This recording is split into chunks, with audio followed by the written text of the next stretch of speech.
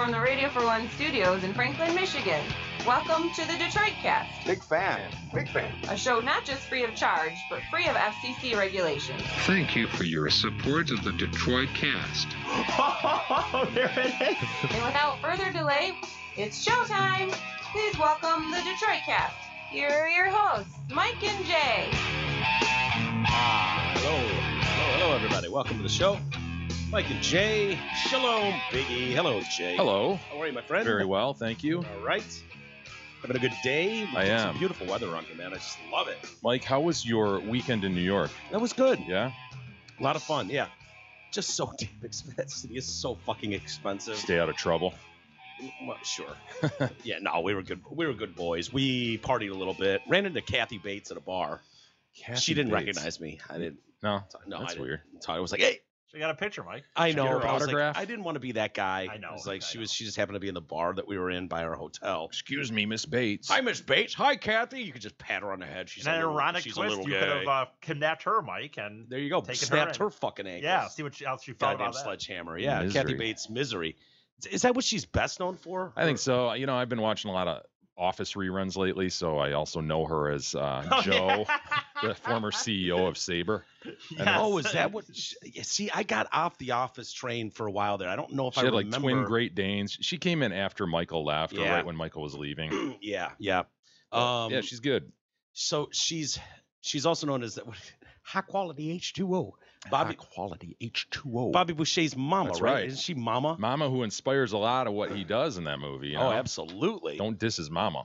Oh God, that scene that I can still every time I see Kathy Bates, it's like, oh, you monster! How do you take a fucking sledgehammer and smash it? Well, she had to keep James Caan in the house, right? In the cabin. That was the whole premise of Misery. Oh, and he's just laying in that bed. And he's got that like 2x4 between his legs, and just his ankles sticking up. Just his ankles sticking up as. And they actually show like, Oh yeah. Yeah. She's like, well, I warned you. If you got out of here, I mean, we're just gonna have to do something to keep you. He's like, please, Yeah. Been a please lot, don't, man. please don't. And it's just like, wham, with that look on her face, like, I'm sorry I had to do that, but you brought this on yourself, and then goes over to the other foot, wham. Because he was getting better, right? He was healing up from Didn't he the sneak car out? accident. Like she had him locked in the house. What is the storyline? The storyline is he's an author and she loves his books. Right. And I think he stopped writing a series of books that she loved. And she happens upon this guy as Does he he's have like car trouble or crashed down a something? ravine or something, Yeah, went yeah, off a snowy road. Yeah. And she finds him. Yeah. And nurses Super him back fan. to right. Super fan of an happens author. to find an author. Yeah. Nurses him back to health, but not too much health because she wants him to stay and finish the books. Yeah, and so he's like pretending like he's writing this book, and she's reading it, and then doesn't it get to a point where she gets fucking livid because I think because he killed off a character. she really liked, Yeah. and she is furious. And then doesn't he threaten her? He's lighting the thing on fire at one point, like he's gonna light the script on fire. She was so obsessed with it. And so I think he breaks out, and it's like finally this monster's gone, and then she catches him, brings him back, and teaches him that lesson. Wham! With the sledge. Who would even think of that? See, Is that in the book, E? Do they describe that scene in the book? As I read it, I don't know. I read it a long time ago. I don't remember. I know it's good. I remember liking it, but you know what would be the funny? Actually, for real, like I joke about going up to her and saying this. It would be probably more ridiculous if you had gone up and been like, "Fucking water boy, hell yes!" Like, you know what I mean? Like if you went up there and be like, "Foosballs for the devil," right? Right. Yeah, I wonder what she gets more. If Right. she gets, high quality H2O, or if she gets fucking She's been in misery million- references. she's been in a lot of Titanic, shit, dude. you know? I know. I was looking. Oh, at she it. was in Titanic. That's Yeah, right. The Unsinkable, Molly Molly Brown Brown. or whatever. Yeah. Yeah. What else? What else has she been in? Did you recognize? Just quickly scrolling through it, E, like off Dude, the top like there. like he said, The Office. I mean, that movie Failure to Launch with what's Matthew McConaughey. Yeah. 6 Feet Under. She was on there for a little bit. I mean, those are all pretty big as it is. I don't know. I think she's considered a bona fide thespian, Mike. Oh, for I sure, mean, I without could try- question, she is. Could kind of roll down. I mean, some of these I Third don't. Rock. Some of these I don't know, but still, there's The enough. Stand, E, the TV Yeah, miniseries. It's Oh, another yeah. book that E has read. My This favorite. is remarkable. Actually, The Stand is the only fictional book I've read twice. It's big and thick too. is. Fried Really Green thick. Tomatoes. Oh yeah. That was a big one. I never saw it, but No, I that hear was it's really huge good. though. That she made her mark in that. I remember. yeah. I mean, there's a lot I mean, here. she's man. done a lot. Yeah. I left her alone. I didn't Right. bother her. I just went, hey. I just went, ma'am, go on by. And So she was probably with wee, her daughter. little wisp of a She's got woman, a just- little red coat on for Really? the holidays and a little hat. and she was with some other chick, maybe a daughter or something, Uh-huh. maybe a lesbian lover. I don't know. Perhaps. How the hell would I Maybe know? they're off to scissor. We don't know. But yeah, so it was cool, dude. I went to me and Deuce. Deuce was Did there. you do anything different? Did you and Deuce do anything different than you did, or no? Yeah, I mean, then when me and Beth were there, Yeah. yes. To take cuts at Staten Island. Deuce and I did not hold hands walking around Well, the no, city. I just more we didn't meant- share a bed. I To don't make know. sweet love. No, we did not make sweet love. Well, he's a traveler already, and you don't really travel that much. So I just wondered if you. I travel plenty. I've been like 6 trips in the last year. What are you talking about? Jesus? No, it was fun, but it was like, let's go get some cocktails and let's go get a $20 steak like cocktails. boys, like big boys. Dude, we went to this chop house, Keen's. It was like, oh yeah, this is the place to be, is Keen's. And it was like, all right, whatever. We'll have one night where we go. Dude, it looked like a Flintstones episode. These waitresses are walking around with trays. I swear to God, this thick, the steak's on the bone, takes up the whole plate. It's, I don't know, is it to feed 4? What's that? If you took this and divided it by about 3, 15, and 2, yeah. 2, cut Okay. once, measure twice. It's like 4 inches thick, huh? Dude, it was huge. And I'm like, this can't be. I was waiting for the waitress to like tip over like Yeah, the Flintstone sure. car does, So there was that. Rockefeller Plaza, which is, Did you skate with Deuce? Did you hold hands and We did skate? not. Who wore the Could've white done that. See, there's skates? an Who wore the opportunity. white skates? neither of us. I didn't even see people skating. I saw them skating at Bryant Park, but not at Rockefeller Center. It was there. I got pictures of it. You could pull some of them up. if Isn't you'd like. Trump responsible for getting that ice rink done? You got it done. I delivered. Well, he did the Central Under Park one budget. or whatever. So I there's thought he that. did that one, honestly, but Deuce, No, Deuce and I didn't even bring coats, gloves, or hats. So You did know that it's the same temperature in New York as it, like it's not. I did, however, Well- in Mike's defense, I heard him being scolded by Deuce before leaving. Yeah. Dude, Really? you are not checking a fucking bag, man. You were Yeah. gonna check a bag? I did check a bag. Oh my god! And you didn't Well- take a coat? You checked a bag and you didn't throw a coat Actually, in there? I did throw a coat in there. I just didn't wear it. Hmm. But as you know, our fine listener Travis Bully was nice enough to hook us up with some miles, and it wasn't my decision, but if I'm gonna get booked first class flights, I'm gonna take first class. I know, class. right? It's outrageous. And so with first class, Is there comes, perhaps a consideration that Mr. Bully's miles could run out at some point? I and know. I've perhaps been worried about that. I hope he makes some more trips. Perhaps soon. a trip down the line that he or I could make at some point isn't going to happen because you're taking first That's class. a risk I was willing to take. Oh my and gosh. honestly, I mean, if Bully doesn't get his ass out there and start traveling I think the he fucking is world, though, man. He's always traveling the world. yeah, dude. he's compiling, but I'm worried it's getting dangerously low too, Ian. That's our reserve, man. And so I didn't book it. He did. I would have been just fine flying private, Uh-huh. but first class I'll take. And with that comes the thing where your bag comes out first. And so it's like, okay. yeah, I'll check it. It's gonna be the first one out Just anyways. have to walk by the thing. That's Just it. walk yeah. by and Yeah. yoink. Lovely. Oh, take that. So tell us about the real issue. Oh yeah, the Yeah. Anthony Cumia show. Yeah. No, Fun, it was huh? it was great, dude. It was a little weirder because usually Dave would be there, Landau, our friend Dave, and he's coming in here. He's gonna be back around Christmas, and so he's gonna come in here Oh, excellent. when he's in town. And so is Rude Jude. I happen to talk to Rude Oh, Jude. cool. He's coming by in February. Hell So yeah. anyway, yeah. So Dave booked a fucking gig in like Oklahoma or something. So I was like, oh yeah, by the way, Dave's not gonna be there, so have fun with Ant. And I was just like, all right, that ought to be fun. And so it's just different. I'm sitting closer to Anthony than I Yeah. normally would. Yeah. And it's like Sitting next to Hey, the pal. legend himself. yep. Hey, bud, how you doing? He's just great. He's just And how many times during that show did you just look at him and go, "Holy shit"? dude, you That's do have Anthony. those moments where Yeah. it's like I listened to that show. Like we'd do the Drill Mike show, and then the Sirius XM satellite show, Opie and Anthony, would re-air at 3 p.m. Mhm. So it was like, we'd get done at 1, 2, and then you get in your car and I'd be driving home, and it was like I wasn't crazy about the Stern show, so I'm like, let me check out this Opie and Anthony. This was 15 years ago, and it's so good that it was like that just became my routine. Driving home, and then at home I just plug it in and I keep listening. I listen to the show all the time, and so yeah, to sit there like surreal. it's totally surreal. It's probably how you feel That's sitting like- here with me. That's how I feel sitting here with E. Yeah, is that's how it? E feels honestly, sitting with I'm me, like, holy shit, with you. man, that's Big E. right, Yeah. right. Fucking the one, the only. But But this time, E-Rock was there, who was their longtime producer and, on mic. And they used to fuck with this dude. Uh-huh. I mean, every time he went on vacation, every time, I don't care where he was in the world, first order of business is to blow his fucking phone up at 6 a.m. when we go live, no matter Oh, where no. he is in the world. It could be 3 a.m. where he is, 2 a.m. And they would hound him all fucking day till he answered the phone. And he'd get so mad. And there's So what do you got going this morning? Fuck off, man. Fuck you guys. Hang up. Call him back. And so to walk in and E-Rock's just sitting there on his computer. I'm like, hey, E-Rock. And he knew who we were. He'd listen to our show, and he's going to listen. He wants to do some cross promotion with our show and his Excellent. show. So, yeah, it's Eric Nagel, is I believe the show name, if you want to go check it out for yourself. But Anthony Kumi, I can't thank those guys enough. And it's really cool that they would even let some idiot like me come out there and hang out with them for a show, let alone by myself. Yeah. And it was a lot of fun, and they seem happy. So thank you to everyone over there, Keith and Allie, and obviously Ant and E-Rock, all of those guys. How was your weekend? Man, it was busy. Barely had time at home, honestly. I spent a lot of time with Merck, our boy Merck Leibovitz of LPL Financial. Oh yeah, dating or just like hanging out? What was the deal? Yeah, I did not skate with him. I did not wear the white skates. We were at a bunch of soccer games. Russell had some soccer games, so he was close by and came out. Oh, nice. So it was good to see him. Saw his little daughter. She's a cute. Is she? She's a tiny girl. She's just a 5-year-old. Yeah, sure, She's just a tiny girl. And then Gab had her holiday party. Where, what happened with the black cock? Hood? I know you guys were waiting with bated breath, right? So Manny shows up. It's a kick-ass sweater. You can see it on our Instagram account. It's beautiful. It's a lovely, enormous black rooster wearing a Santa hat, as indicated.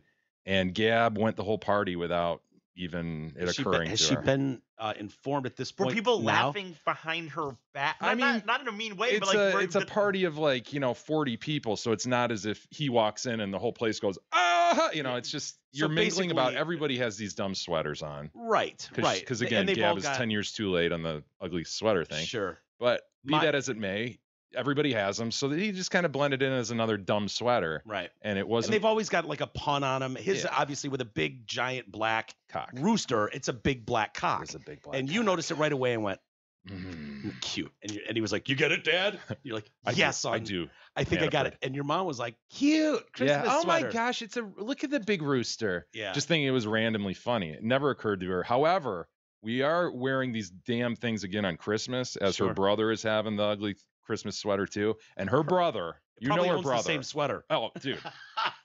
Yeah, he is a porn freak. Yeah. And as soon as Manny walks in, it'll be like, big black cock, holy shit. Excellent. Where'd you get it? Yeah. How much? What do you want for it? Yeah, and then he'll run upstairs and throw another one on. Yeah, it was it was a But still, don't you? But there weren't people. You don't really think there was anybody. There were people like us who walked up to him like, right on, Manny, I got it, that sort of thing. Yeah. But it wasn't just like, oh my god, yeah, he's wearing a big black cock. I mean, I would love to just call Gab right now and just be like, hey, by the way, should we not spill it? Let's wait for Christmas. If we Christmas Day she won't doesn't let him wear it at Christmas, right? That's what happened. She might have something to do with that. Yeah. I mean, this is Manny's ass we're talking about. This is the guy. I mean, if anyone's capable of pulling off a big black cock sweater, he's just so unassuming, right? And that's how he it's pulls more than it that. off. It's the whole package. The whole family is very unassuming and very polite and cordial. You don't expect just come strong with a big black cock that either of the parents would allow, and they're smart people. You're a smart guy. Your wife is a smart lady. It's not like the big black cock is going to go over your heads, and so. People must be going, well, I know them as a family. There's no way they would let that fly, and they're not dumb enough for that to go under their radar. So it must just be a giant black rooster for some reason. Yeah. The holiday rooster. Why not? Sure. Big black cock. Oh, yeah. Manny. Oh, God bless him. Did you go to any movies? I want to go to yeah, dude. Movie. That's the other thing. While Russell and I were between games this weekend, we hit The Mule. The Mule. Yeah, Clint Eastwood with movie. Clint Eastwood, yeah. And Bradley Cooper. You know what? Bradley Cooper, that role, it's one of these, that could have been played by 100 different actors. What is he, a cop or something? He's a DEA agent who ends up busting the mule. Mm-hmm. Spoiler alert. This dude, everybody knows this story. It's based on a real life story. A guy actually caught in Michigan, I think. And he was, I think, tried in Detroit, possibly. But 90-year-old dude who fell into this job running drugs for cartel. Yeah, so from El Paso up to Chicago. So he's just got pounds of blow in his trunk and shit, and dude, drive it up hundreds of kilos at a time. Wow. Yeah, at one point, he had handlers following him, and they were dismayed because they lost sight of him. They're like, "Holy shit, that's 2.7 mil, man, sitting in the bed of that truck. We got to find this dude." Why would they trust a fucking 9? Because he was so unassuming. He was just this guy, and he proved himself. Like they started him off small, and he did like 5 runs, and he proved himself. And he's a dude. The backstory, real quick, is just that he was a horticulturalist. Yeah. He grew flowers and shit, and so. He was bragging to a guy that, I drive all over the country all the time, never had a ticket, and he's got this old beat up Ford truck. Yeah. And so it sparks in this guy's mind, like, hey man, get in touch with my buddy. And so he does, because he's hard up for cash. And he ends up taking one shipment across and no problem. And he's just driving like he normally does. And then it starts to get more complicated. Yeah. And the problem with the movie, honestly, like, Clint is awesome, dude. I mean, he's I read it, best work by him in 25 years. Best movie of his in 25 years. But I'm like, I don't know what he's done in the last 24 years. He's done a lot of shit, man. He's done quite a lot. Yeah, I know, but there's been a few movies, but he hasn't starred in a lot of them, has he? Yeah. Like, Yeah. what is he? There was that chick boxing movie. There was the one just like 5 years ago, where it was filmed in Detroit, and he was the old curmudgeon. Befriended the gang member. I can't think of Gran Torino. Gran Torino. Gran Torino. That was huge. He was Cinderella Man. Was that the one? Yeah. But was that 20? That was close to 20 plus years ago, wasn't it? I don't think so. Mid 90s. $1 Million Baby was $1 Million 2000 Baby. That's it. Yeah. That's what I'm thinking. 2004. Not Cinderella Man. Oh, it was 2004. Okay. I'm trying to think. I mean, he had that pitching one, the one where he's like a pitching coach. Oh, Bridges of Madison County in '95. Yeah. Shit, as an old man, and he plays an old man well. He's Clint. Shit. American Sniper. Oh, he was just an uncredited churchgoer, but I think he made that movie. Oh, okay. And Bradley Cooper was in that. Bradley Cooper's the star of that. Yeah. But yeah, he was awesome. My problem with it was it gets really like, I don't want to say cheesy, but in my mind, it's probably a simple story. This dude's probably a simpleton old man who falls in with this drug dealer and just starts making runs. Well, of course, you just can't make a boring movie about that, right? You got to have some family theme and something tearing apart his family and him trying to get back in good graces. Oh, his God. family. Trying to make it like a love story. It becomes this sappy bullshit.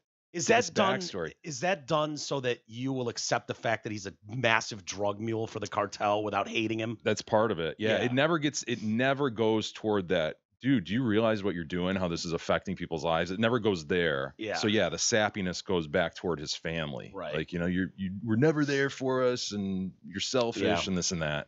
But it's worth seeing. Yeah, I definitely wanted to see it for sure. And Russell liked it. 14-year-old kid. Yeah. Liked it. So yeah, I bet it's great. I stayed at a Heinemann Coins over the weekend. Did you? A motel? Well, I don't know if it's technically a motel, but I stayed at a Heinemann Coins. Heinemann Coins, and did then you carry a Mang at any point during the weekend? No, no, it didn't rain. No precipitation. No. However, I got home yesterday, and so this morning I start going through the news cycle and start printing out stuff, and there's just errant papers all over where the printer is and on the chair, and I'm like, fucking, it's just sloppy shit. E is left out. T-Roy was left home alone. Is this where you're going with this? No, it's not about T-Roy, but it's just sitting there, and I'm like, what is that? And I'm like, oh, Arthur Heinemann Coins, yeah, and the motel thing. And I'm like, oh, these are his notes. No. See if you can figure out what I figured out. Opens. Miles. Yeah, he just fucking prints off Wikipedia. No. No, that's not what I do. His name is Arthur Heinemann. Coins the term. Oh! Wait, what is it? Go ahead, Jay. Take a moment to explain to Arthur everybody. Heinemann is his name, Isis. Coining a term means he made up a term. Yeah. His name is not Arthur Heinemann Coin. Oh. So you son of a bitch. All of our listeners now think a motel was invented by Arthur Heinemann Coin. Yeah. I stayed at a Heinemann Coins over the weekend. Like, I was getting ready to You stayed at a Heinemann. That's what you did. I got you. God damn it, you're making my bones hurt, Jesus. I was like, Arthur Heinemann Coins. Oh, he coined the term motel. Yep. But he highlighted all three, right? No, I highlighted. Oh, okay. I highlighted Arthur Heinemann Coins just so I would remember. Yeah, his name's Arthur Heinemann Coins, and he came up and I think he said invented the word motel. He made the first motel. I don't know, man. Whatever. I mean, he had the whole snafu with the first chain of motels. Yeah. And that was a boy. I disagree. Ill thought out lesson. I think. No. That's ridiculous. But I tell you what, man. Being in New York on the Anthony Cumia show and seeing the way their team works. I can only imagine. I mean, like it clockwork, is huh? just. Yeah. Oh, have you seen that video? You mean this one? Yeah. They're queued up. Volume's perfect. Graphic, the right video. Not the bleeped one. It's the right one. Boom. The there it is. the 3+ people they have sitting in another studio. 3 non-retarded people. He's just. Well, guys can feel free to find a non-retarded person. Have you guys heard that video? You mean this one? Yeah. Here you go. Watch it. There it is. I watched the whole show. They weren't absolutely all that fast. perfect. There was a few that took a little longer than that to get well, going. I stumped him a little bit. I tricked him. Threw him for a well, little. You just said everyone was that fast, and I just pointed you off. For the most part, I mean, they're not fucking robots. I mean, they're entitled to pause 5 seconds to find a video, but and they are beholden to the speed of Bing. Literally a few seconds ago, you said everyone, and then I just pointed out one that you were wrong. So. There it is. Enjoy. Well, tell them to come over here. What they would never do is go, guy named Arthur Heinemann Coins. Fuck. Invented the term motel. What is wrong? I blame us, Jay. I do too. We should have gone. I pictured a hyphen, a Heinemann hyphen Coins. What gentleman is going to have a hyphenated name in the 1920s? I don't know.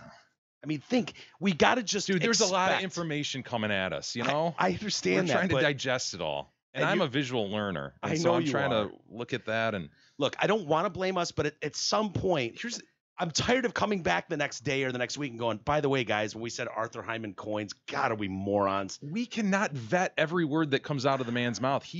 That bit is him teaching us. So we're trying to digest it. I'll learn from Professor over here. I get nervous. I saw that when I'm sitting there and that's what happens. Sometimes when I'm reading that stuff, I think I get nervous. And are you familiar with the term coining something? Yeah, of course.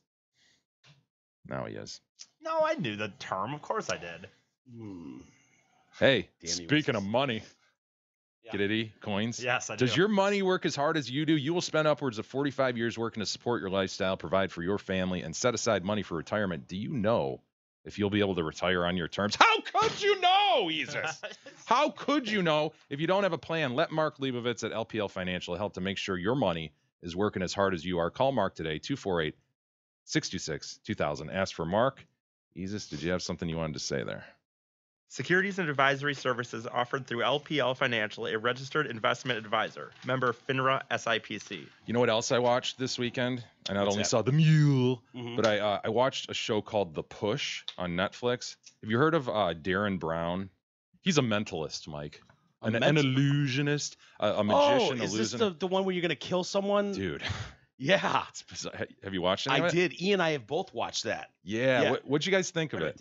I'm trying to. All right, here's the premise. This one where it was like they were going to kill someone, like he's on the roof, and it's like you got to jump or you got to push this guy off the roof. No, I never watched that one. Yeah, you did, Isis. So just a little thumbnail sketch of this. So this is planned out where they interview a bunch of people under the guise of you could be on this guy's show someday. And they interview a bunch of them, and they're trying to find somebody who's really complicit and really reacts to just social cues and social pressures and things like that. And then they identify the candidates, and then they tell everybody, yeah, sorry, you didn't make it. And so then months later, they start this production of this fake show scheme. Yeah.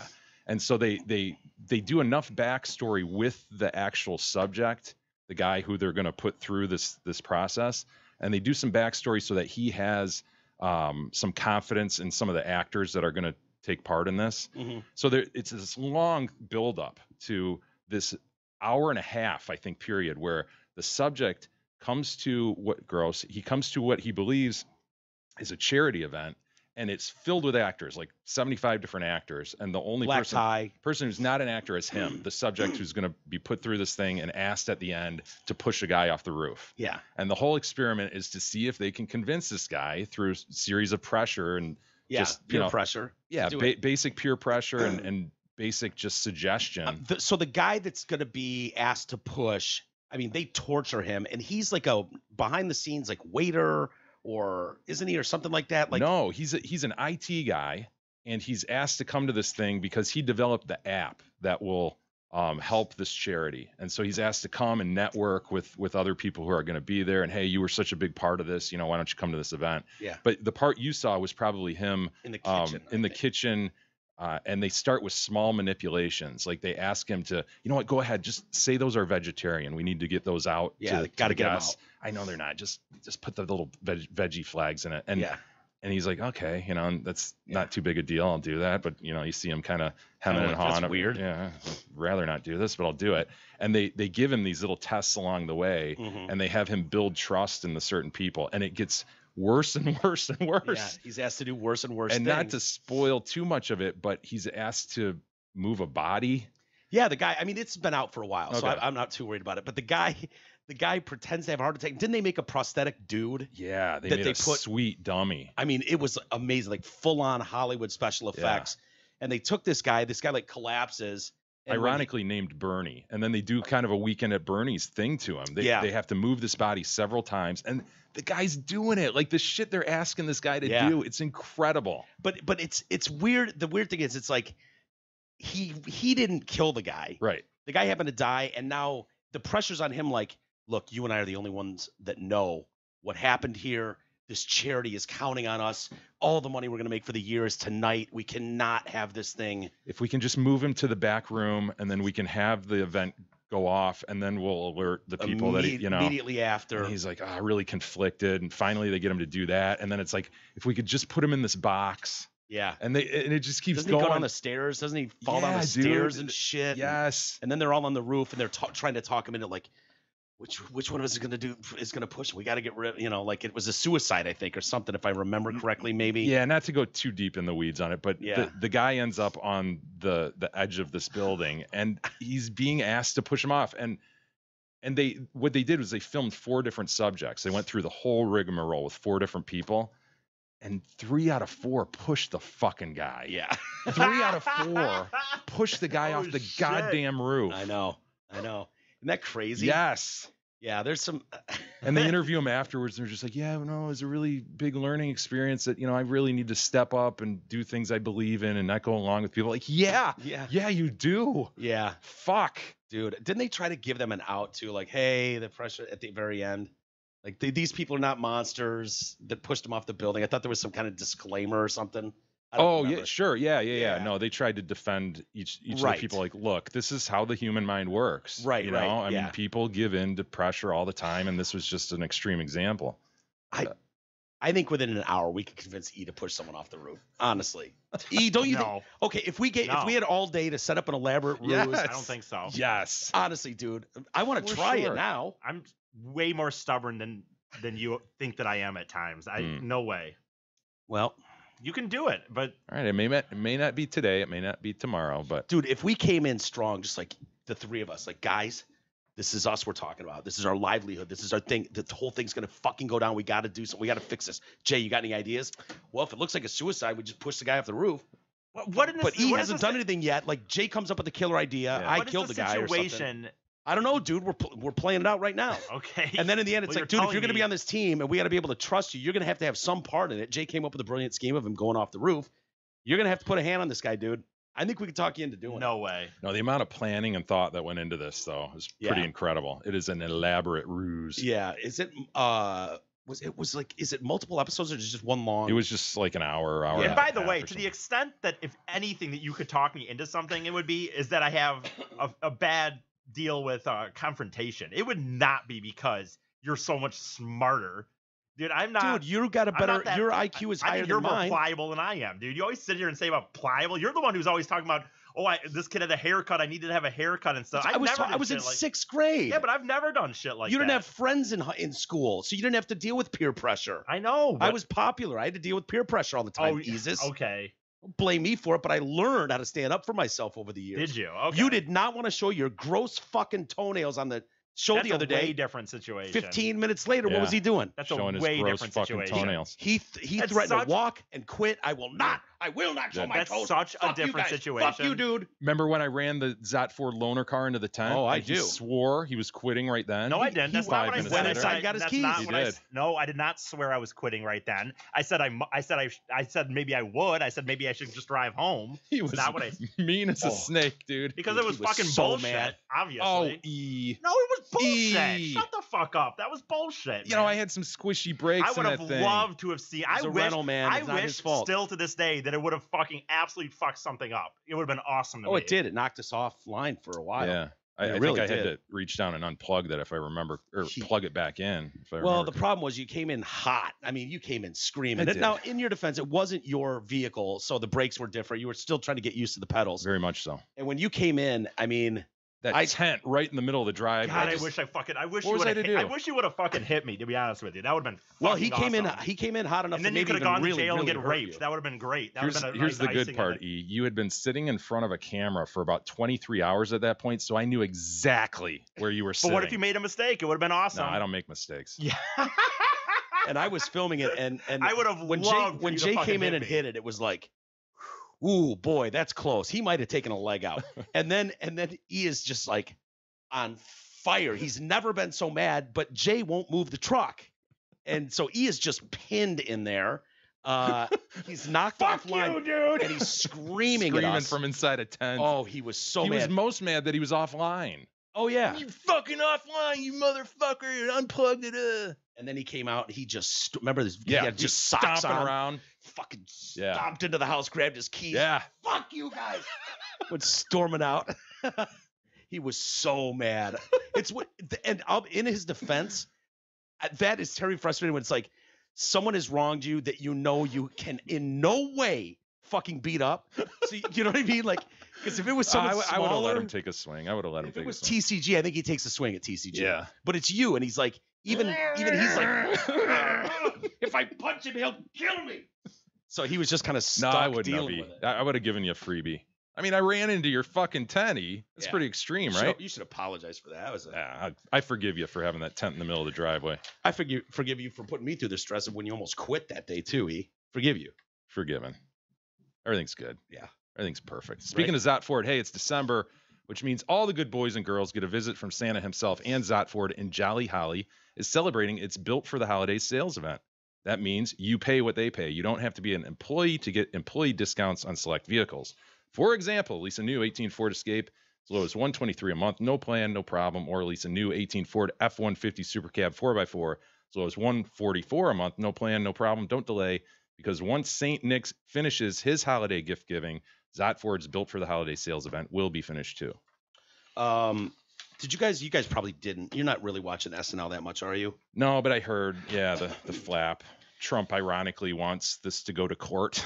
Oh, really? I didn't even hear about that yet. It was the season. It was the season finale or whatever. He made some statement like, "Yeah, somebody should test this in court. This whole bagging on me and constantly, putting out negative fake news against somebody. It's like, dude, aren't you the one who just won $300,000?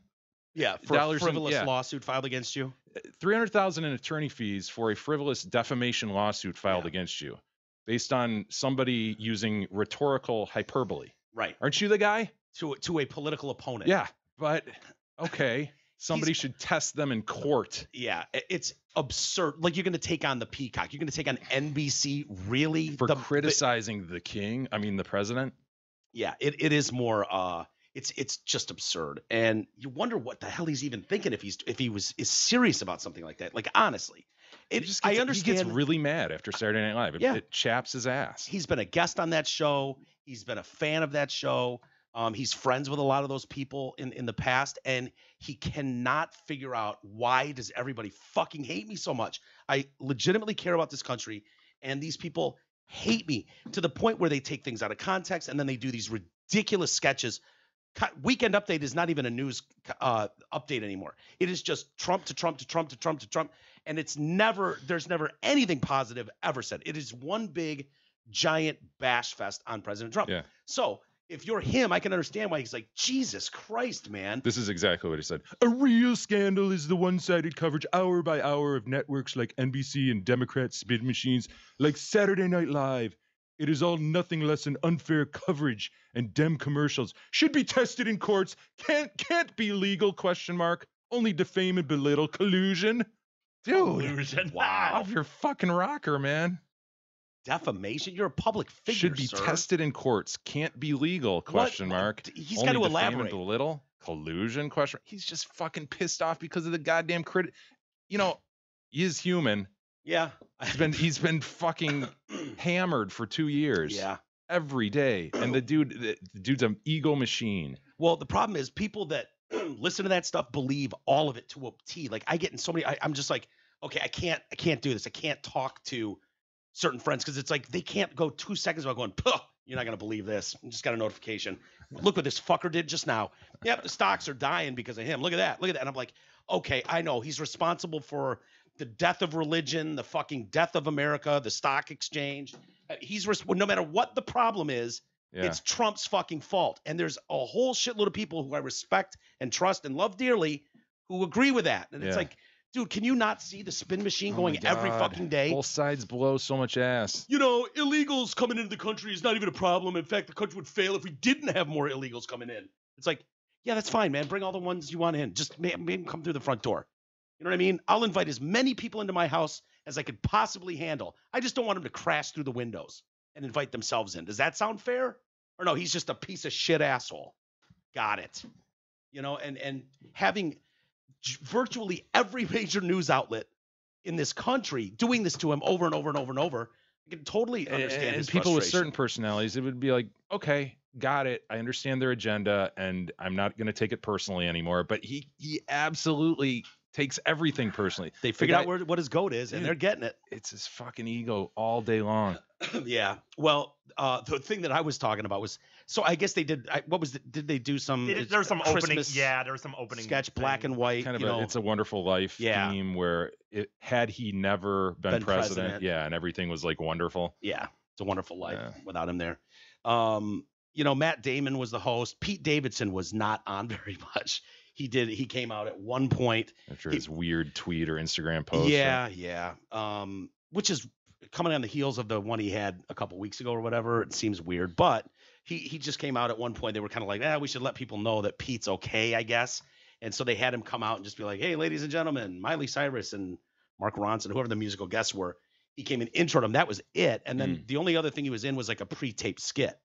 They'd done it earlier in the week. And they said last minute he was cut out of a bunch of sketches because he wasn't there for dress rehearsal. And the cops showed up and all these celebrities showed up, flew into town to show up to support him after he said something. He tweeted something about not wanting to be on this planet anymore. Yeah, sure sounded suicidal. I really don't want to be on this earth anymore. I'm doing my best to stay here for you, but I actually don't know how much longer I can last. All I've ever tried to do is help people.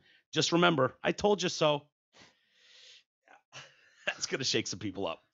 And so immediately it was like Ariana Grande went to his place and, or went to SNL, went to 30 Rockefeller and was like, oh my God, I'm here outside. if you need anything. I'm like, is this son of a bitch's ploy to get the broad back? Huh. Is that what he's pulling here?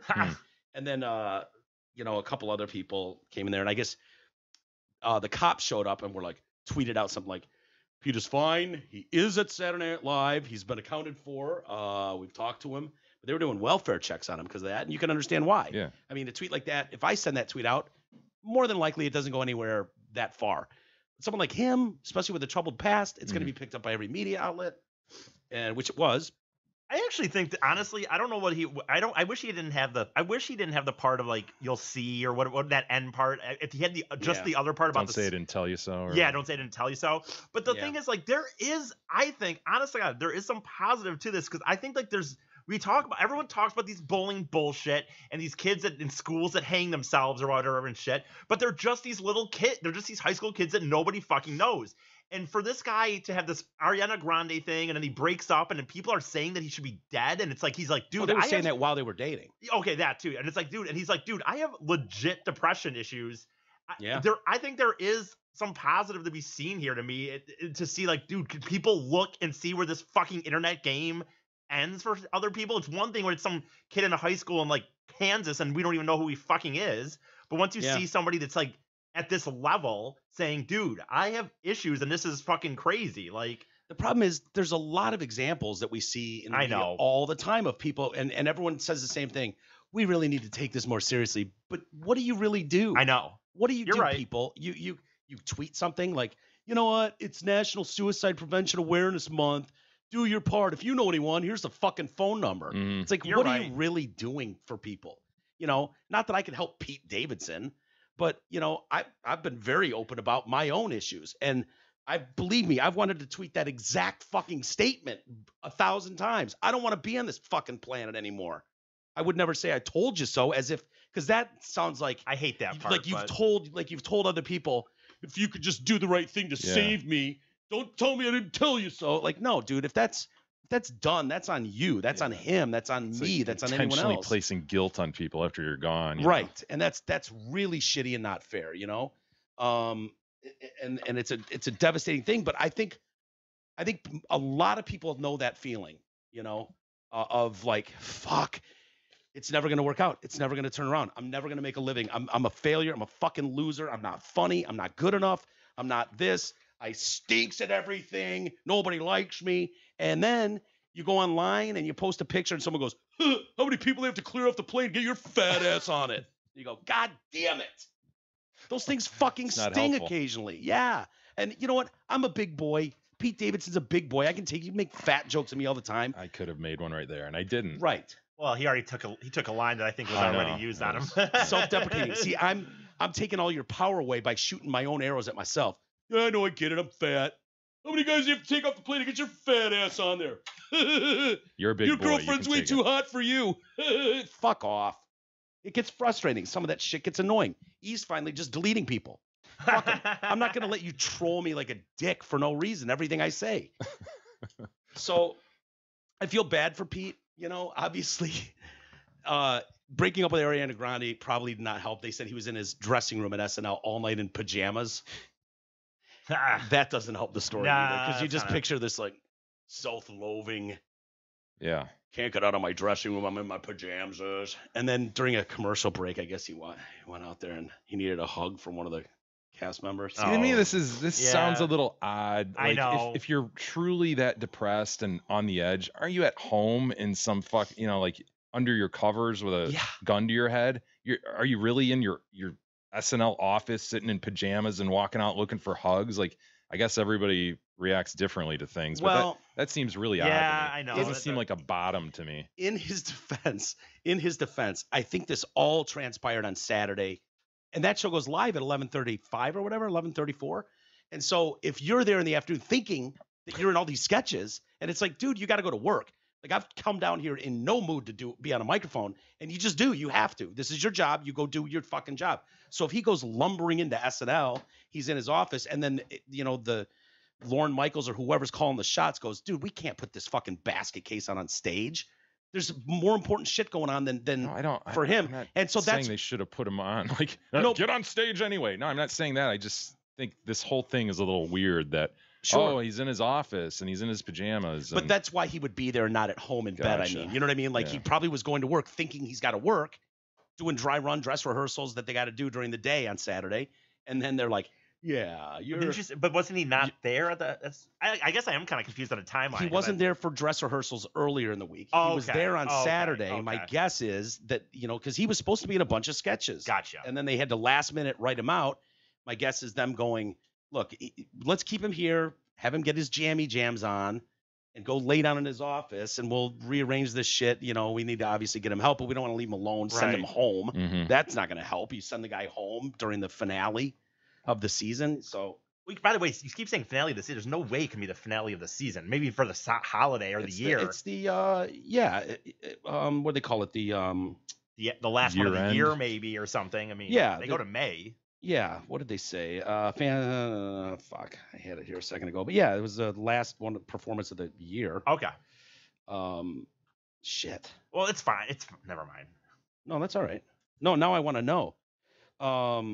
Yeah, I guess it doesn't really matter. But John Cryer, how would John Cryer be like wanting to fly across country to Machine Gun Kelly?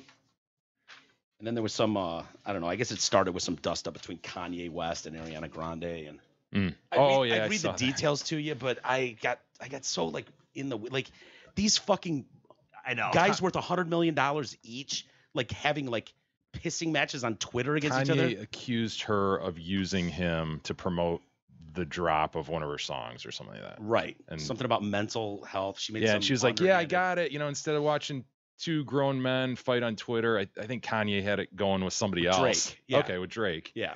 And she's like, hey, how about you listen to this instead or something? And so he's like, listen, Grande, stop using me to promote your shit. And then she's like, I don't have to use anybody to promote anything. I'm a strong woman. I'm a strong woman, and I'm a superstar, and I don't need you for shit. It's like, all right, well. She's allegedly overage. So looks 13 to me. Yeah. Yeah, I can't tell anymore. I was going to say she was 32. Same thing happened. I saw a waitress at a restaurant we were at last night. I was like, what do you guys think? 18, 36. They're like, I don't know, 16. I'm like, nah, look at her body, dude. There's no way. She's like 28. They're like, no, for real, dude. I think she's like 18, maybe.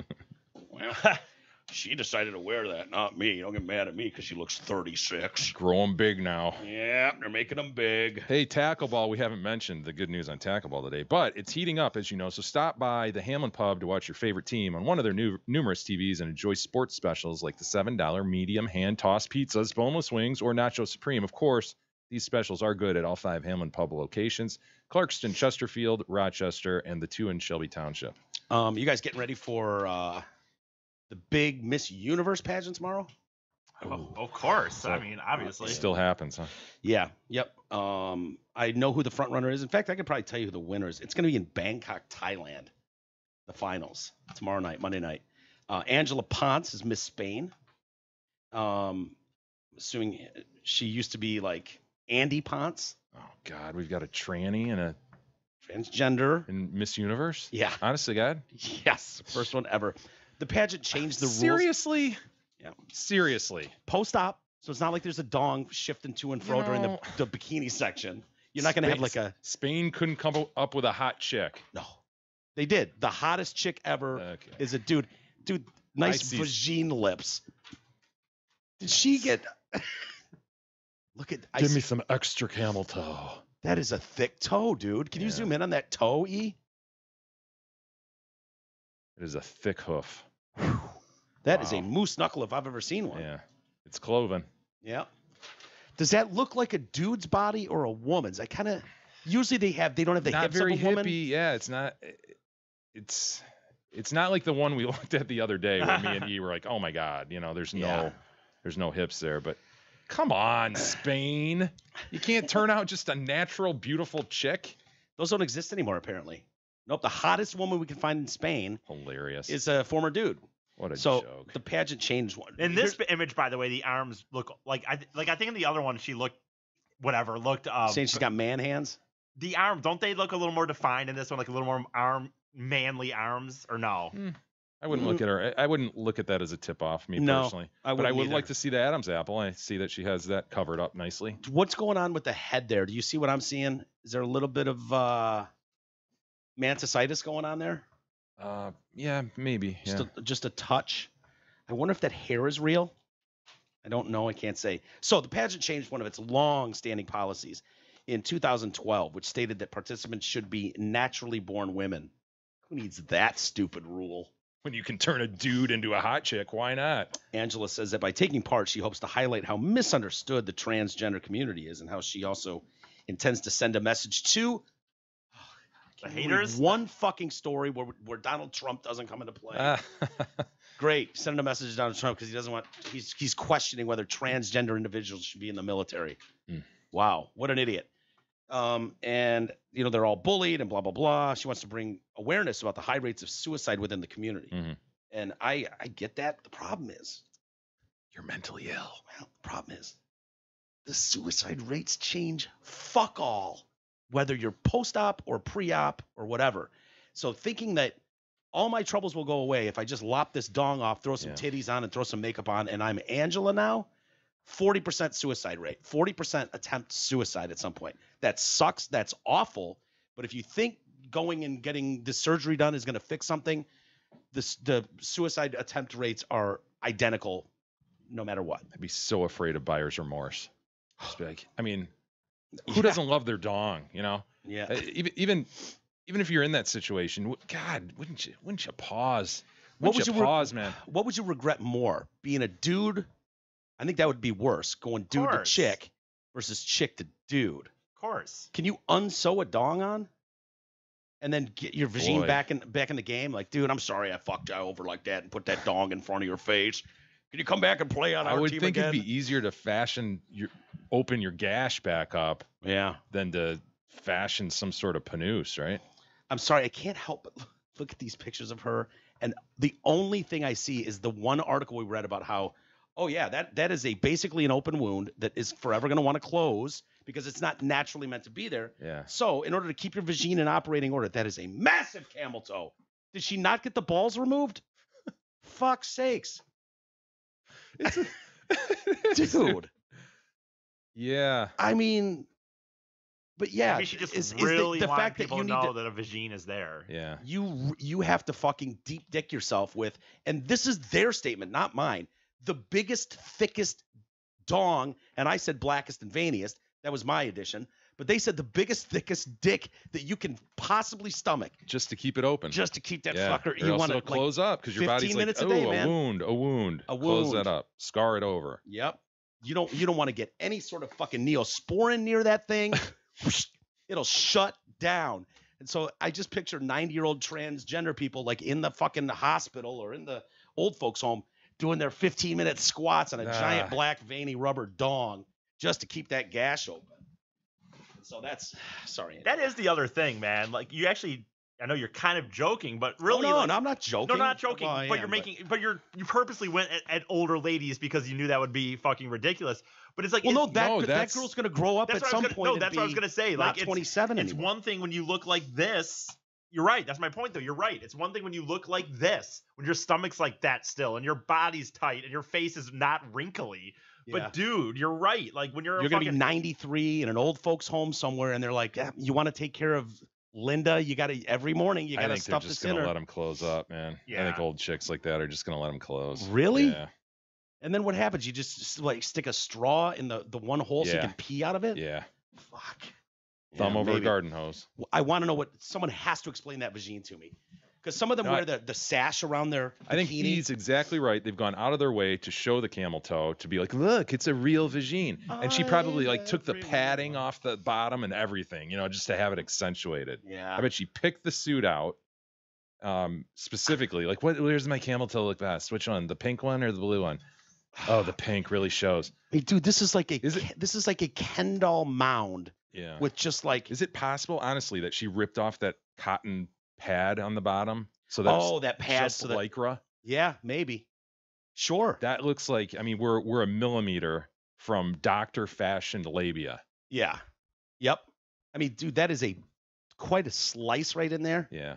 We are not a cotton pad in between Dr. Fashioned labia. It looks like her doctor had like Play-Doh, like a big glob of Play-Doh, and then he was just like, hold still, and grabbed his axe and just went whack right in the middle. Went, all right, next. You're good.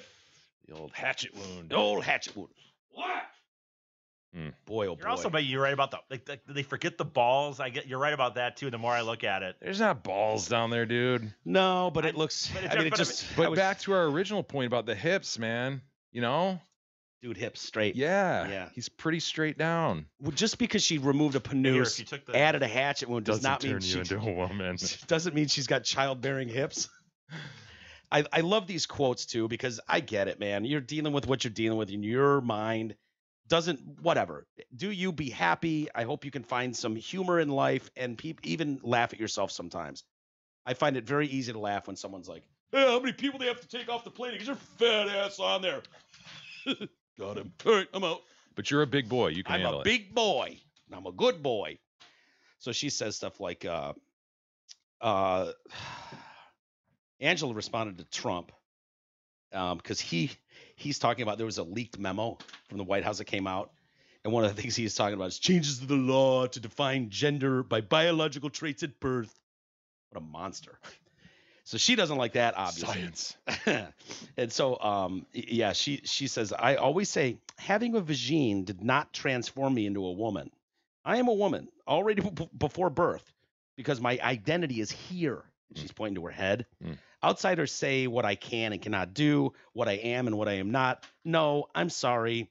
To be a woman is your identity. It doesn't matter if you're white, black. It doesn't matter if you have a vagine or a panouse. And I would really strongly it's all so stupid. argue that that's not true. Like, yeah, you can be scientifically. You can be a black woman. You can be a white woman. It really doesn't matter. I don't care what color you are. You can still be a woman, right? We would agree with that? It's the whole, like, I don't care if you have a vagina or a penis. Well, it was just like when we had that agent, that guy in, what was it, London or wherever, that wanted to say he was, he was 60, but he wanted to, and what I forget the exact statement by the judge, but the judge was like, that would be ridiculous. Right. That we're going to change all these facts. Just wiping away 20 years of history and life. You know, and the other thing is too, when you're trying to push those aside, like the rules of life, reality, and science, it's like, yeah, but you're still up for testicular cancer in some ways, right? Or fucking, the odds of breast cancer are not going higher with you now, like they do with women. There's a lot of things, you know what I mean? Like, still going to have the same challenges that biological men have that are just inherent to men. I'm trying to think off the top of my head what some of those are. You're right, like with the colon cancer and shit, like you're going to have a good one, Ian. Dude, you got to get the shocker. So when you go to the doctor, are you going to tell the doctor, well, no. Chicks don't get prostate exams, do they? They don't finger their buttholes like they do ours. Right. So starting at 26. When you get to the point where this lady is going in and the doctor's like looking at her birth, well, it's time, sir, for your prostate exam. Is she going to say, I'm a woman. I am every woman. You do not. And she's like, I'm going to my gynecologist. And they're like, I'm bringing in a male doctor from him. I've never stuck my finger up you got to go to some special ass doctors after you pull something like that off. Believe me, the rest of your life, right? Yep. Well, critics say that this year's event is pushed back to stereotypes from the #MeToo moment. So it's like, we'll show you, you pig men that are ruling the world and slapping us around and raping us everywhere we go. Yeah. We're going to take one of yours, cut his dong off, and make him Miss Brazil. How do you like that? Push back. Yeah. So here's the question. There's an all-woman judging panel. Now, I don't know how many of those women were previously men. Doesn't say. No, it doesn't say. They're former Miss Universe winners and business leaders. Now, I don't know how many broads are in the Miss Universe pageant, but a dude just took a spot. A dude just took a spot, though, right? This whole thing is bad for women, as we've been talking about. Can you bing how many women are in the Miss Universe pageant? That poor Spanish runner-up. Yeah. Who I assume is a biological woman. There is a woman in Spain. Pushed out by some dude. Spain is smoking hot right? Chicks too. Yeah. I mean, so that's all you can come up with, Spain? Here's the question for society, because I see what you're doing, Spain. And we all know there's hotter chicks than Angela Ponce in Spain. Can this chick, I mean, if she comes in last place in the Miss Universe pageant, there's no way she's coming in last. Does she have to place for us to be accepting and advanced and forward-thinking enough? 10, right? So at this point, we're saying Miss Spain skates into the top 10 no matter what she does. I think so. She could, like, literally a nut could fall out of the side of her. Well, that'd be even better, dude. Are you kidding me? Then it'd be more. Oh my God, she was so brave, so fierce. #brave. I mean, she could drop every bowling pin in her juggling act, and she's still in the top 10. So even I know they don't really care if we answer a question like a retard.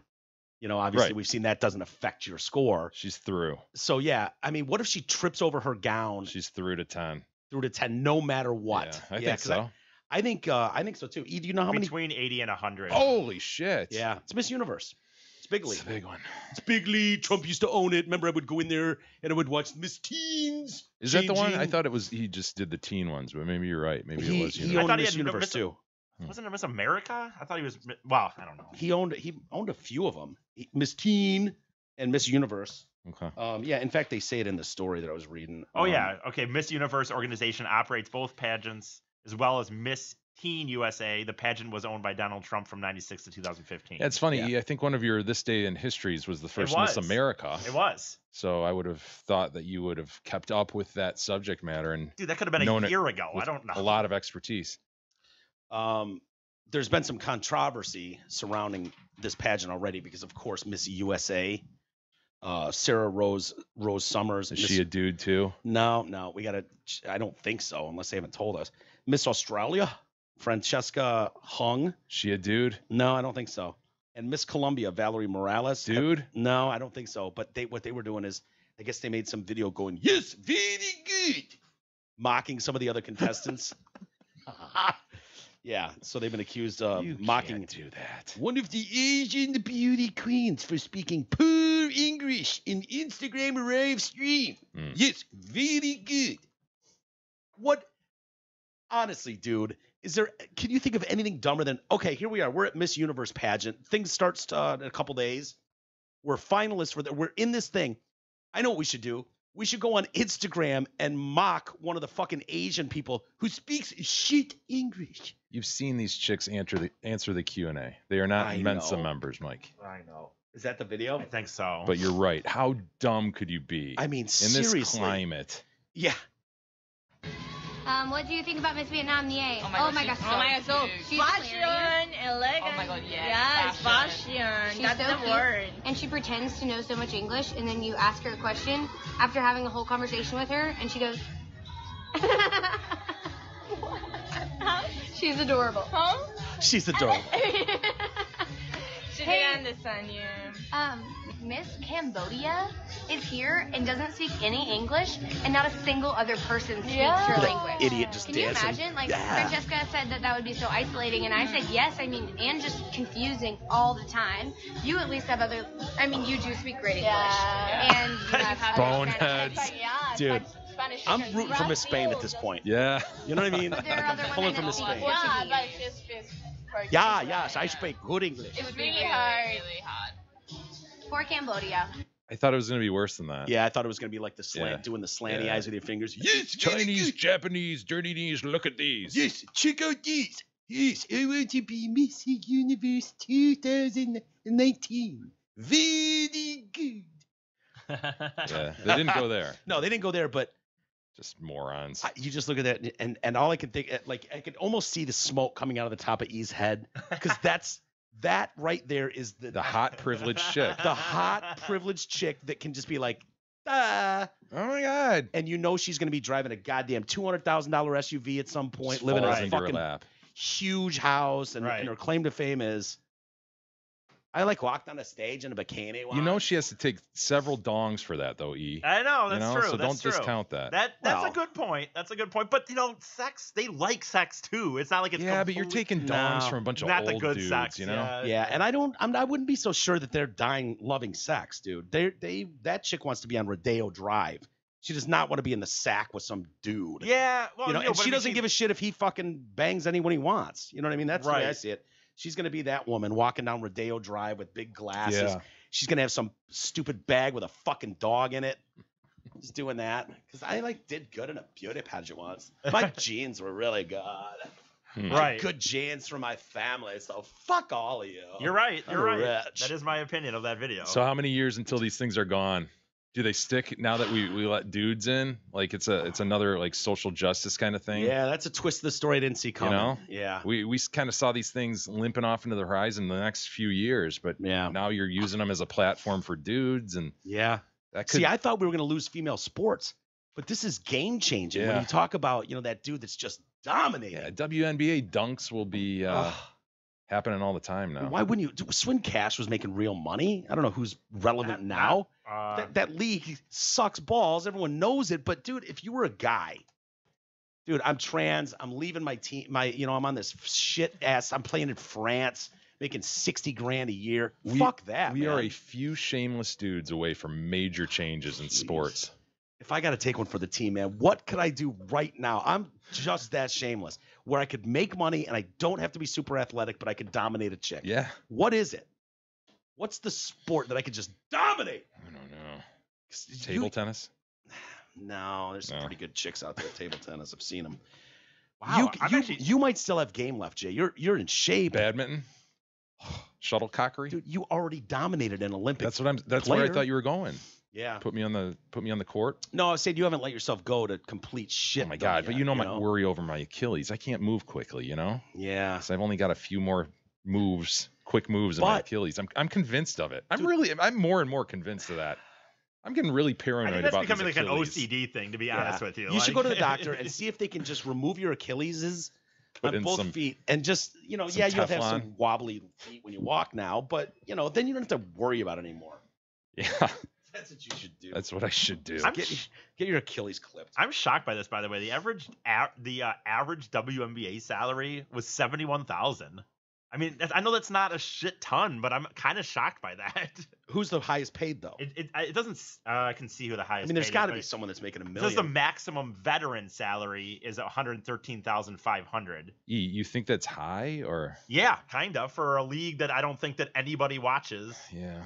I mean, it's not that. Like honestly, I could have seen it being 30,000. Oh, yeah, I can't. I guess you're right. I could too.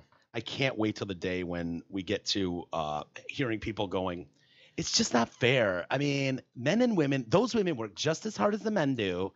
And We've these already guys gone through that. I know, but like for real, where people go, these ladies have a point. I mean, they do work really hard, and the guys, how do we justify this? Guy's making $200 million. I know, yeah. She's making $70,000 a year. When I said the average was 71,000, then it says after that, it says, meanwhile, for the upcoming NBA season, the minimum salary of a professional NBA player is 838,000.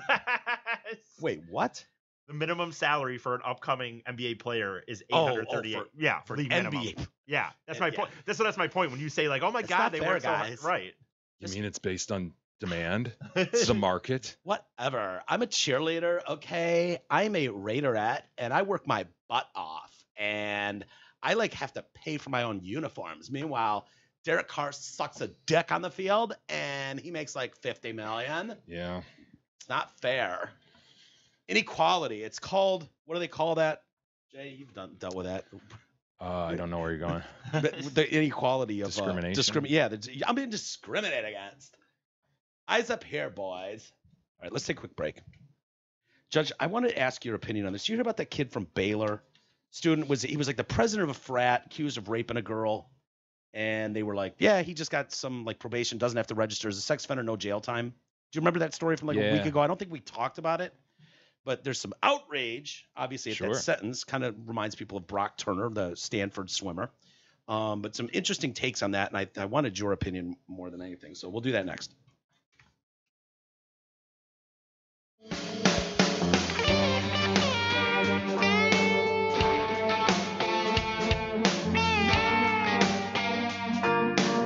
The Detroit Cast continues after this short break.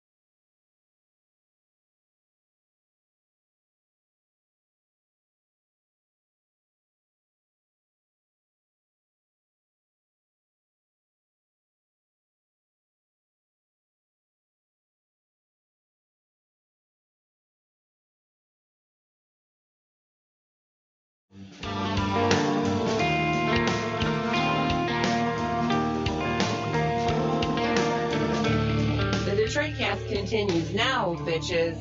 Here are Mike and Jay. All right. Welcome back to the show. Mike and Jay. And I mentioned, just before the break there, this Baylor student, kid that went to Baylor, was accused of raping like a 19-year-old girl. She claimed she was a virgin. And he got off with no jail time, a little bit of probation, I think, and $400 fine, which is, but Some does good not lawyering.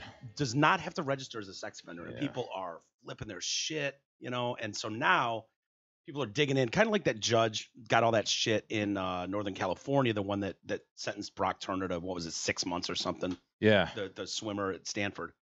And they ended up getting that guy thrown off the fucking bench. Yeah, they did. There was a real push from some women's group that wanted him gone, and they successfully removed him from the bench, which you thought set dangerous precedent. So did I. Just knowing that, you know what, ladies, you were not in the courtroom for that entire fucking trial. That judge is not, you know.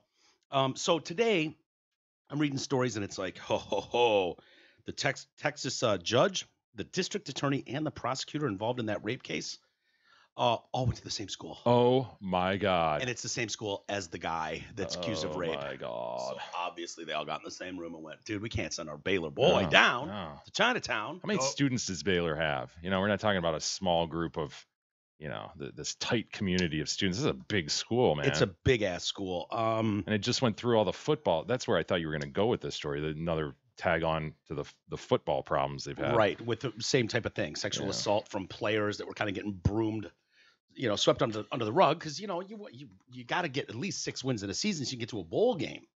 And so, you know, if a couple chicks got to go down, you know, because your boys are partying a little hard on Friday night, you know, so be it. We got to win. It's all about winning. It looks like, it says like it has a total undergraduate enrollment of 14,316. I don't know. That's significant. Do you know what MSU's? It's like 40 or something. Yeah. Okay. Wow. I thought Baylor had more than that even. But it's a local, that Waco, Texas area is really tight knit, you know, and real big, strong ties to Baylor and stuff.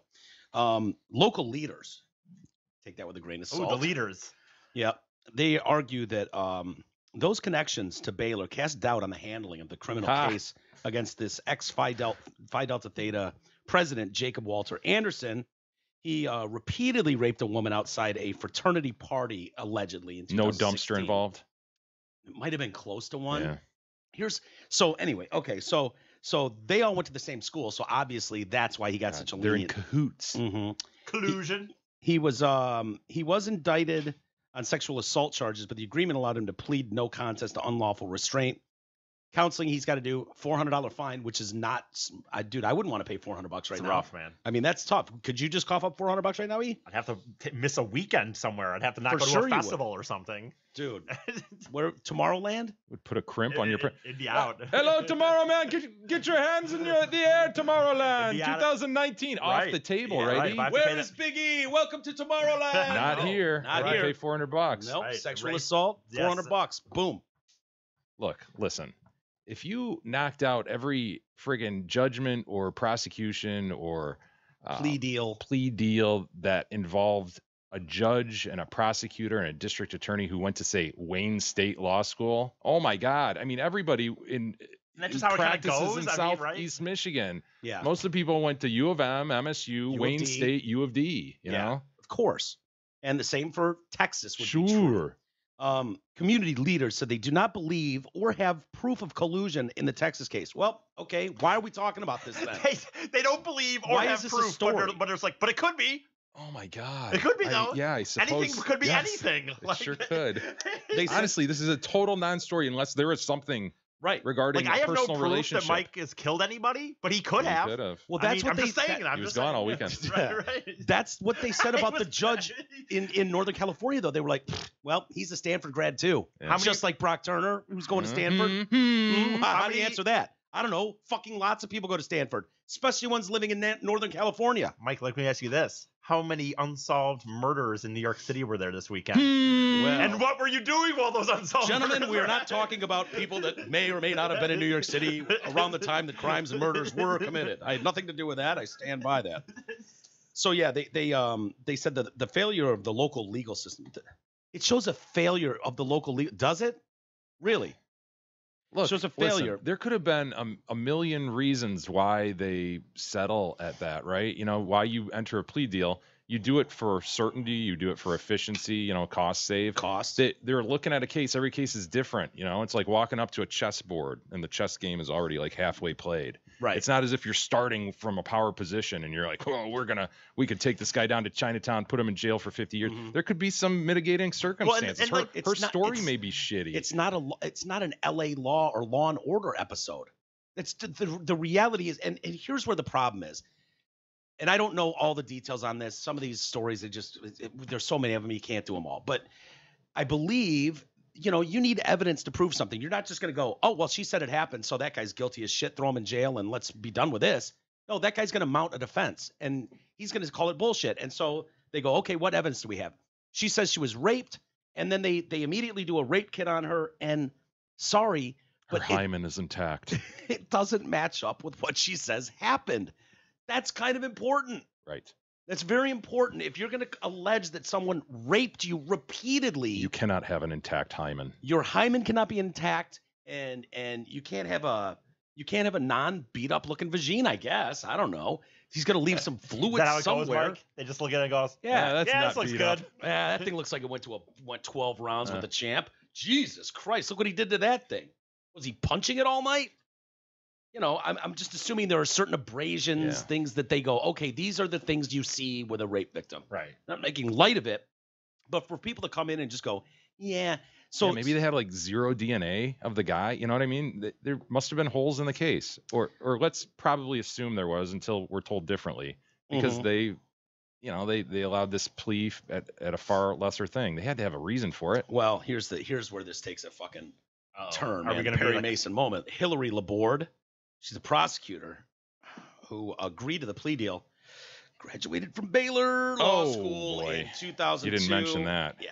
They went to the same school. Yeah, wow, Mike. Why would you even go through the whole shit that we set us up. Right. Yeah. Just and then you tell us that big fact. I mean, if that doesn't scream this guy is guilty as shit, I don't know what does. The prosecutor who agreed to the plea deal also went to Baylor? Wow. She probably is okay with raping women, I guess. I mean, like she's a woman, but she must be a woman hater, even though she's a woman. Yeah, maybe. She defended the plea deal, of course. She's got to stand by her stupid, terrible plea deal. She says conflicting accounts and evidence made the original accusation difficult to prove beyond reasonable doubt. As a prosecutor, my goal is no more victims. I believe that it is best accomplished when there is a consequence rather than an acquittal.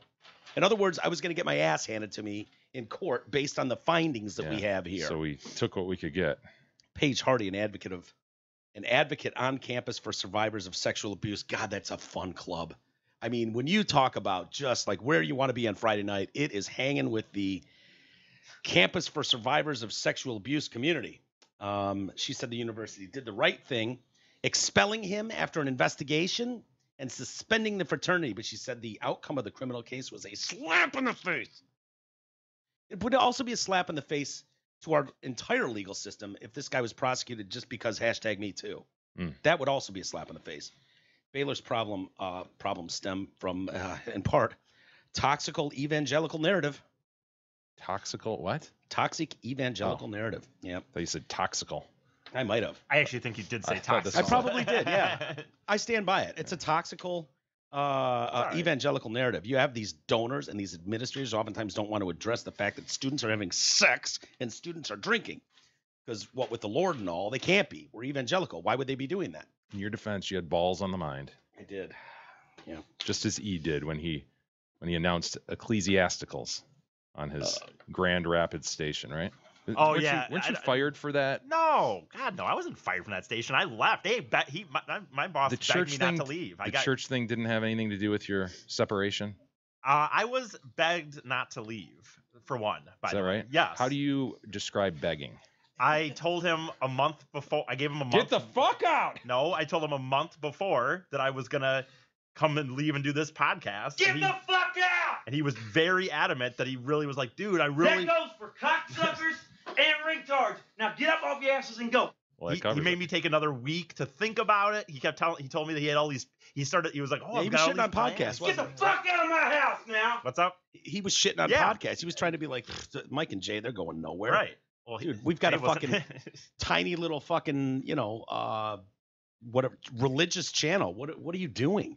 I mean, Stay out of my goddamn face, you fucking it buzzard. wasn't actually a religious channel. It just happened to do Whatever, for same thing. Yeah. Hey, everybody. Insurance, we all need it. Most of us don't know what kind of coverage we have or who provides it. Well, let fellow TDC listener Brent Wasik from Wasik Insurance Services change all that. Brent has over 30 years in the business. He offers all types of insurance coverage, auto, home, health, life, business, commercial, and more. Call Brent Wasik at 734-455-1900 and get a free, no obligation quote today. Again, that's 734-455-1900. I will say what it did happen is that the church went to him. Stepped on the phone number. Yeah, he Shit, did. 734-455-1900. Go, E. He better knew, now he because knew they- there was going to be a natural pause from me where you ended the Right. number, and so he's got to fucking dive in there. Right. If he's got a point that he wants to finish, because this is going to be compelling, whatever he says next. Right. He literally, I was leaning into the microphone. Let's and set I it up just again. saw- Let's set it up. Let's see if you can I get just, this. I just saw Jesus go flying by my face as I was leaning in the mic, like, whoa, holy shit. Let's see if you can get it. Call Brent Wasik at 734-455-1900. What had happened was Little lady, little lady. I still think I Little got late on in the there. draw. One more time. Call Try. Brent Wasik at 734-455-1900. What had happened, Mike, was That was better, E. Yeah. That was better. No, what actually happened was that the church, the service got on okay. Like the audio of the service went on. You but said no, ecclesiasticals. I don't know what the word I said wrong was, but it was in the intro. I was saying 2 Corinthians. I was saying the names of like what the certain, like they had all these different pastors, but they had different names of what they really were. And I said this wrong. But the funny thing to me, pastures. Yeah, sure. Okay. whatever they were. But anyway, the point is the church came back because the church was paying to have their programs on the air. There was not a free thing. It was like they were paying for the radio time, and they demanded their money back for that week. And I'm not saying I didn't make a mistake, but dude, the service got He's acknowledging it. All the right. service still made it. It was just a little fumble in like the pronunciation. Oh, I of wish these- we had audio of this. I know. wish we did. I swear to God, I wish I did. I would play it. I really fucking would because it was terrible. It was terrible. Deuteronomy. I mean, what are the chances Deuterononomy gets out of this Yeah. dude's mouth? You Oh, know. man, it couldn't be Genesis again. But I mean, Shit. I think there could have been like I feel like there should have been some forgiveness. Like I mean, he can't say from the church. He can't say, dude, this guy's been here a month. He doesn't Hey, know man. your religion. He doesn't Paying know. for this, you know. I The understand. flock is paid into the church. I wanna and know they're being why, good stewards of the funds. Now that I can like, even though my boss isn't here to say it to him, like if I were to be able to talk to him again now, I'd be like, did they really need that money back? Like, How much was it? Any idea? Dude, honestly, it could have been just been a few hundred. I don't even know. It probably wasn't that much, Mhm. dude, to pay for airtime on like a Sunday morning Yeah. in Holland. But Yeah. but like I really think back on it and think like that was kind of I think it's more bullshit. that they have taken this religious group on, and by putting you as they're going, trust us. We've got the guy Yeah. who's gonna take very, very good care of the product you're trying to push. Well, I will say, And you were the frontline guy they threw out there that day, and they had no idea what was coming. in my defense, I would also say I wish I would have been like told ahead of time there was going to be this weird like this opening where you'd have to like I practiced it several times before I did it, and You can't remember which book of the Bible it was? It wasn't nothing to do with the Bible. I'm telling you, it had to do with like these like the descriptions of what these persons. Zephaniah? Habakkuk? Maybe. Yeah. Maybe. I don't know. I have no idea. But So what do you mean? What do you mean? It Like, didn't have anything to do with the Bible, but it had to do with. It was the pastor's It was names. the intro. Like this week at the whatever it was, Evangelical the Church message of- will be blank, and it will be brought to you by Reverend. But there was these names to what their position was in the church, and I didn't know what those words were. Like the archdiocese. Yeah, and shit something like that. I guess. Awesome, man. But like, I Dude, this didn't happened. Do you know. remember? Were you there when we had an interview? It was when Drew was out, and No, Mike then I and wouldn't have been there. Mike and Mark and I were doing the show with Trudy, and we had an interview with a comic, and 3 times in the interview, Mike promoted his book as the epitome of hyperbole. Oh, no. Yeah. Can you guess what the title of his actual book was? Epitome of hyperbole? Yeah, you got Are you it. serious? That's The funny. epitome. Yeah, I love this book, man. The epitome of hyperbole. And I You was guys just like. oh fuck, he just said the epitome of hyperbole. That's awesome. Yeah, multiple times. And I'm pretty sure See, I'm right there with pretty Mike sure Clark. I edited that out in post. Mm. No, wait. I don't think I did. No. See, Mike? Though, what I got out of that is I'm right there with Mike Clark. I mean, I have something in common with a legend. 2 peas in a pods. But I remember, like, before the interview, just going, hey, man, look, the book is called The Epitome of Hyperbole by so-and-so. You do remember telling him ahead of time? Of course. Okay. It's The Epitome of Hyperbole. Yeah, I got it. Yeah, no problem. So, man, it's great. I absolutely love this book, Epitome of Hyperbole. Oh, fuck. And the guy was too nice of a guy to fucking, like, go, dude, wait, hold on. Did you just murder the title of my book?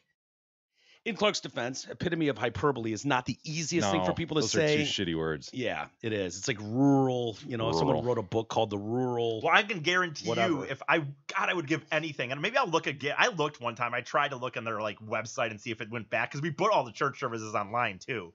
So I'll try to see. And when you're giving Mike some credit on this book and saying that's hard, these were not words that I don't think you would have known, Mike, personally. But that's easy for you to say when you have zero to back that up. Well, I don't need anything. You have nothing to test me on. Give me your card, son of a bitch, and I'll read it, and we'll see what I know. I just told you, and that's enough in this 2 Corinthians.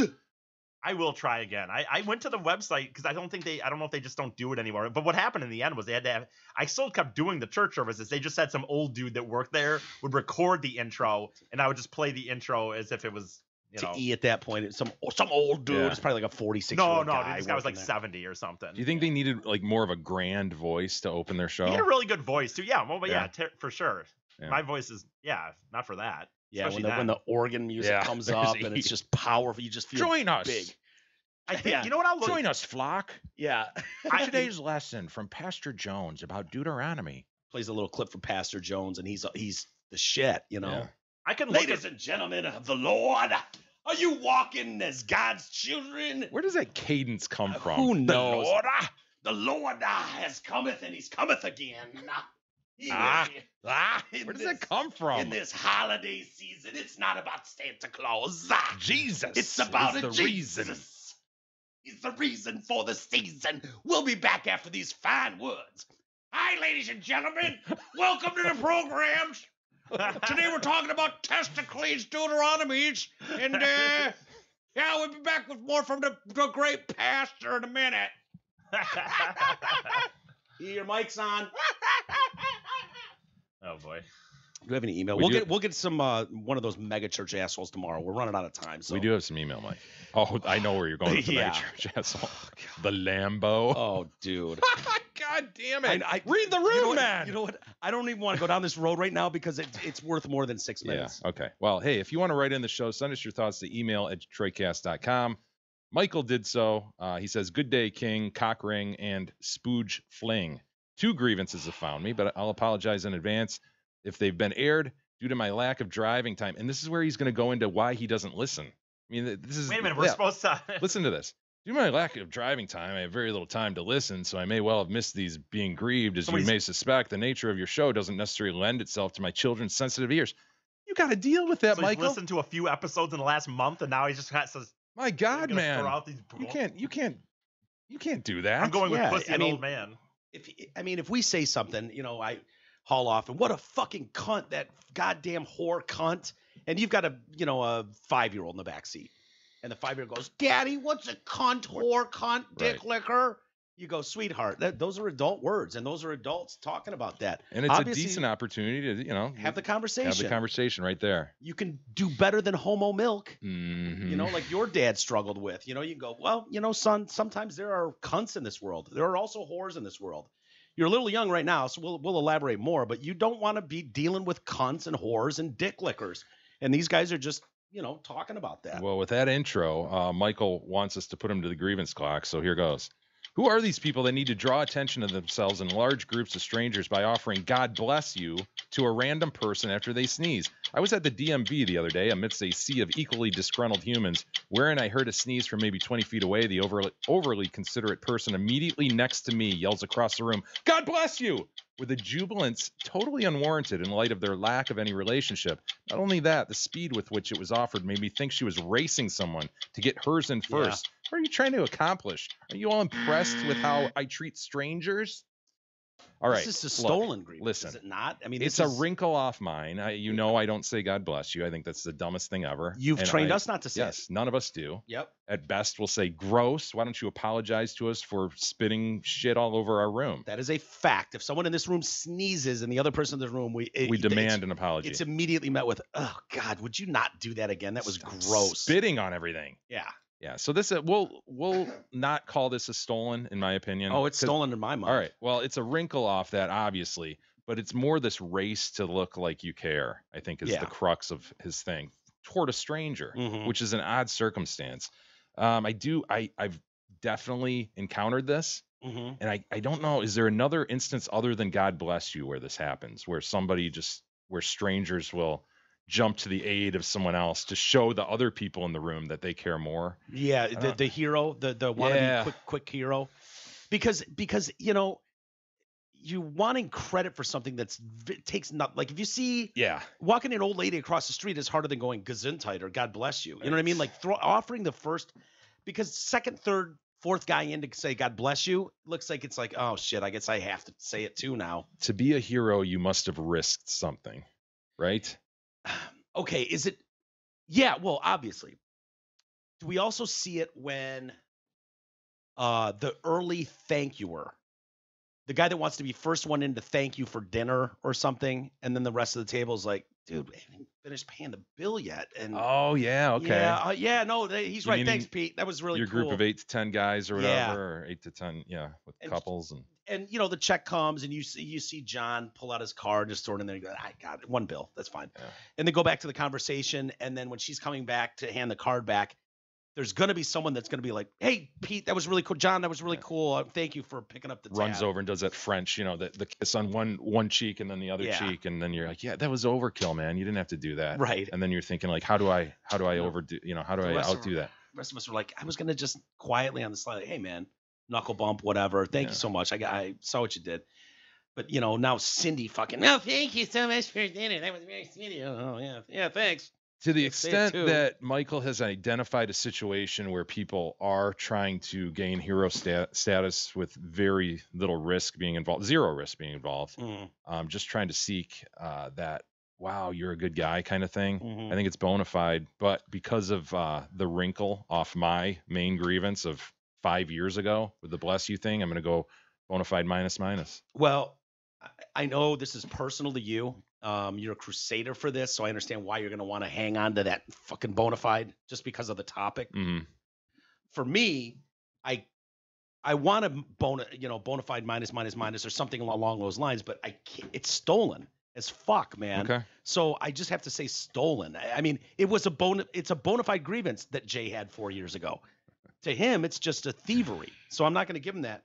I will say you would have been proud, Jay. I was in when I was in New York, I was standing outside. And there was a bunch of people outside, right? Like outside the hotel. And they're standing there, and these people are having breakfast, and these people are smoking, and I'm just standing there like on my cell phone, like, oh, where am I going to eat? I don't really know anywhere around here. And so I'm standing there, and all of a sudden I have a sneezing fit. And my sneezing fits, and I love a good sneeze where it's like, and I have two. 2 is usually my max. And I was like, oh, God, there's going to be an onslaught of fucking God bless yous and shit. I'm going to have to go, thanks. Not a fucking word. Really? Those New Yorkers are hardcore. 30 seconds later, even louder. Nothing, huh? Not a 3 times, 6 sneezes, 12 people in my vicinity, not one God bless you. It brought a tear to my eye. Our crusade is beginning to take hold. Yeah. I mean, New Yorkers give us more press than on the Detroit cast than anyone in Detroit does, right? That's good. I mean, that's how it should be. That's so stupid. Which tells me the message is reaching there. New York obviously cares more about the Detroit cast than any Detroit media does. So it's nice that clearly they've heard you bitch about this before, and they were not going to offer that shit up for me at all. His second grievance, it's funny because his intro to this is, I'll admit I expect this one has been aired, as it's so fucking prevalent and annoying. Like, dude, you just... All right, Michael, here we go. Automated telemarketers using local cell phone exchanges calling my cell, whereupon I am pitched either health insurance, B, debt relief, or C, and extended vehicle warranty. I need none of these things. How did you get my number? And who are you assholes that are like, oh yeah, I need that. Let me hit one and talk to some dude in India. This is gay. And it's bona fide. I don't know. We bitched about that because he's right about the exchanges. Yeah, he is. And I know that. I don't know that anyone's grieved that.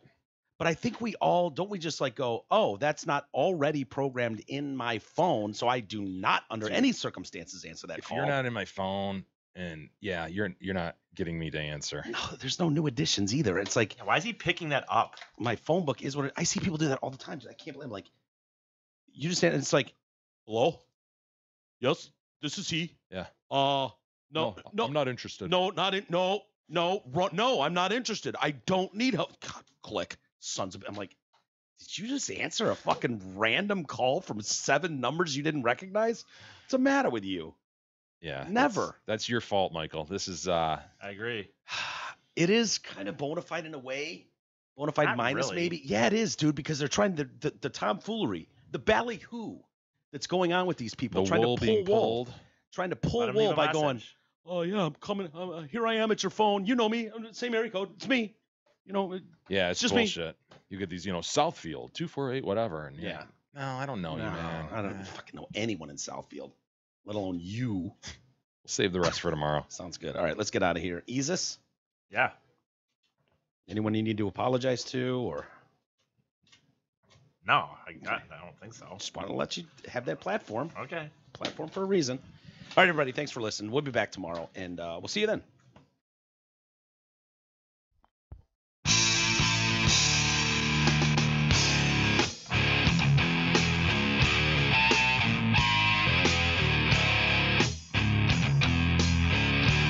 You've been listening to the Detroit Cast with your hosts, Mike and Jay.